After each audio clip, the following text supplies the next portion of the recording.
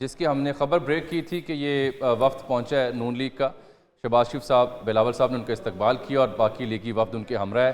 زرداری صاحب سے ملاقات ہو رہی ہے بلاول شہباز شریف صاحب کی، اور پھر نشست کا باقاعدہ آغاز ہوا اس استقبالیے کے بعد. اچھا صدیقی صاحب، کیا اس بات میں بھی کنسنسس ہے کہ مل کر اگر حکومت بنانی ہے تو وزیر اعظم کس جماعت کا ہوگا؟ کیونکہ کچھ اطلاعات تھیں کہ شاید پیپلز پارٹی اپنا کینڈیڈیٹ فیلڈ کرنا چاہتی ہے.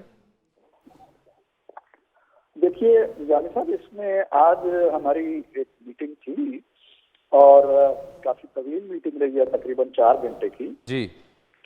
اور اس میں جو کنسنسس ہے یا جو پارٹی کا ایک موقف ہے وہ یہی ہے کہ پارٹی کی جو نمبر گیم ہے، جو ہمارے ارکان ہیں، وہ باقی تمام جماعتوں سے زیادہ ہیں. اور قومی اسمبلی میں اگر کسی منضبط جماعت کا نام لیا جائے جو ایک سمبل تلے آئی ہے، ایک نام تلے آئی ہے، تو وہ پی ایم ایل این ہے. ٹھیک.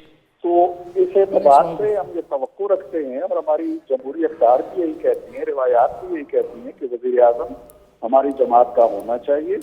اور اس کے علاوہ جو ان کی طرف سے مطالبات آئیں گے یا شرائط آئیں گی ان کو بھی دیکھیں گے یا ہماری طرف سے ہوں گی. لیکن وزیر اعظم کا جو ایک روایتی سلسلہ ہے اور جمہوری محمد مالک صاحب تشریف رکھتے ہیں، آپ سے مخاطب ہونا چاہ رہے ہیں، لیکن ان سے بات کرنے سے پہلے یہ بتائیں کہ آپ کی جماعت کا امیدوار کون ہوگا وزیر اعظم کا اس مینڈیٹ کے ساتھ، نواز صاحب یا شہباز صاحب؟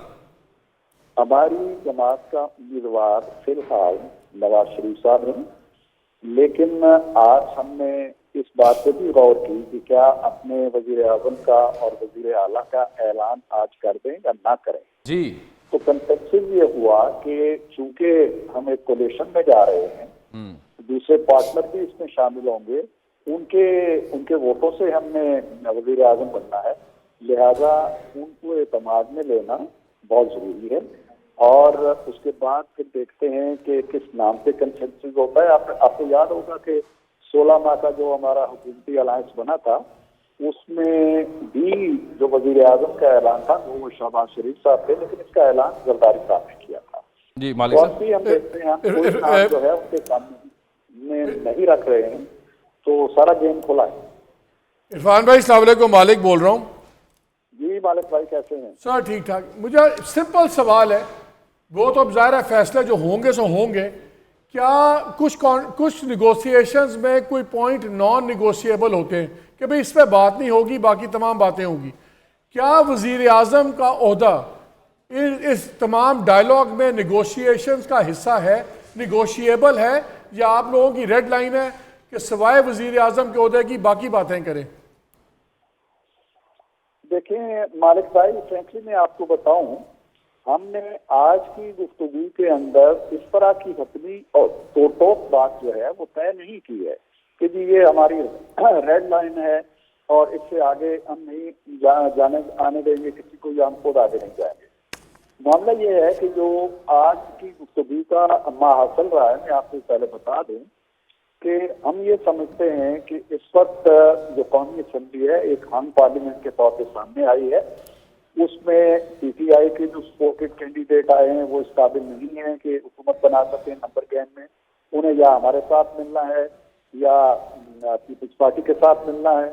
لیکن بیرسٹر صاحب جو ہیں، بیرسٹر گوہر کل وضاحت کر چکے ہیں کہ ہمارا جو مینڈیٹ ہے وہ اجازت ہی نہیں دیتا کہ ہم ان دونوں میں سے کسی ایک کے ساتھ ملیں. تو ہم چاہتے ہیں کہ وہ اپنی عددی اکثریت کے بل بوتے پہ حکومت سازی کے قابل ہیں. تو صدر صاحب انہیں کہہ دیں، بے شک ہم بخوشی کہیں گے کہ آپ پہلے، آپ کا حق ہے، آپ حکومت بنائیں.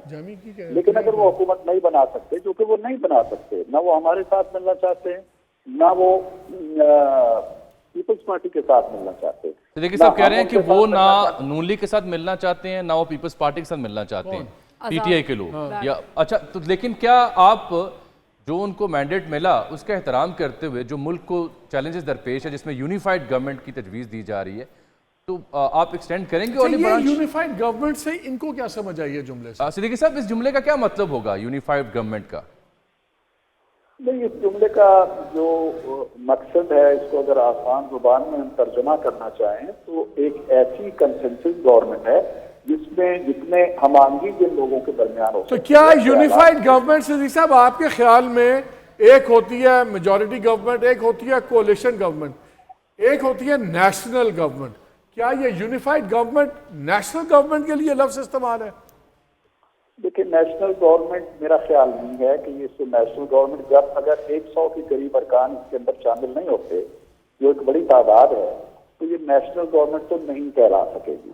لیکن اب اس میں معاملہ یہ ہے کہ ہمارا جو واسطہ ہے وہ ایک ایسے قبیلے سے ہے جو نہ مکالمے پہ یقین رکھتا ہے نہ بات چیت پہ یقین رکھتا ہے نہ ہاتھ ملاتا ہے نہ گفتگو کرتا ہے نہ کسی اصول اور نظریے کے اوپر مل بیٹھنے کو تیار ہے.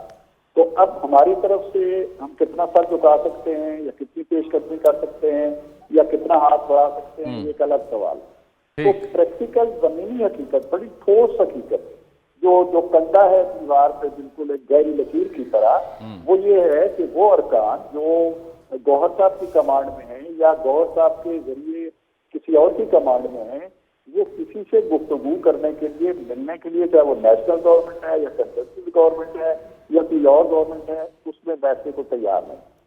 ہمارے بھی ان کے بارے میں ایک رائے ہے پیپلز پارٹی کی بھی رائے ہے لیکن ہم جہاں تک پی ایم ایل این کا تعلق ہے پی ایم ایل این کوئی رکاوٹ نہیں بنے گی اگر پیپلز پارٹی اور ان کے درمیان ایک مفاہمت ہوتی ہے اور حکومت بن جاتی ہے تو ہم کوئی ہیو اینڈ کرائی نہیں مچائیں گے.